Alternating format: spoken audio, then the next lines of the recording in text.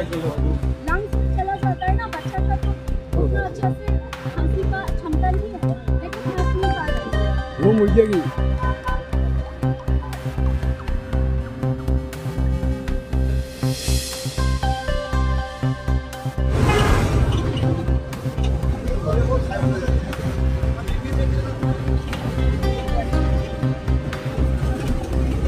North Bengal medical কলেজে তো এখানে একটা ঘটনা ঘটে গেছে। তো আমি ডিউটিতে আসছিলাম বাসে করে। তো বাসে আসতে আসতে হঠাৎ করে এক মায়ের বাচ্চা, মানে 15 মাস বয়স বাচ্চাটা। তো বাচ্চাটার নাকি আগে থেকেই খিঁচুনি ছিল, এখানে এসে যেটা বুঝলাম খিঁচুনি ছিল। তো মাঝে মাঝে খিঁচুনি হয়, তো আজকেও হয়েছে। ডক্টর চিকিৎসা চলছে বাচ্চাটা, তো আজকেও খিঁচুনি হয়েছে।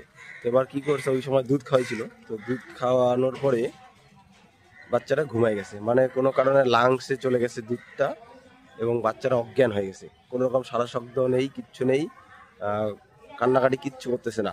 তারপরে হঠাৎ করে মাটা বুঝতে পারে এবং চিল্লায় ওঠে। তখনই আমরা বাসের সবাই দেখলাম যে কী হয়েছে, একটা কোলরব উঠলো। তখনই এক ডাক্তার দিদি ছিল ওখানে। তো ডাক্তার দিদি উনি এখানকার নর্থ বেঙ্গল মেডিকেল কলেজে গাইনো ডাক্তার। তো উনি সাথে সাথেই দেখলেন যে ওনার যে বুকের সমস্যা কোনো আছে নাকি। উনি ওটা মানে প্রাথমিকভাবে একটা দেখলেন নিউমোনিয়া হতে পারে। তো তারপরে তো উনি চেস্ট থেরাপি আর কি করলেন, পুরা বুকের মধ্যে বুকের পিছন দিকটায় থাপড় দিলেন। তো তাতে অনেকক্ষণ 15-20 মিনিট করার পরেই বাচ্চাটা অনেকটা সুস্থ, মানে একটু সাড়া দিল।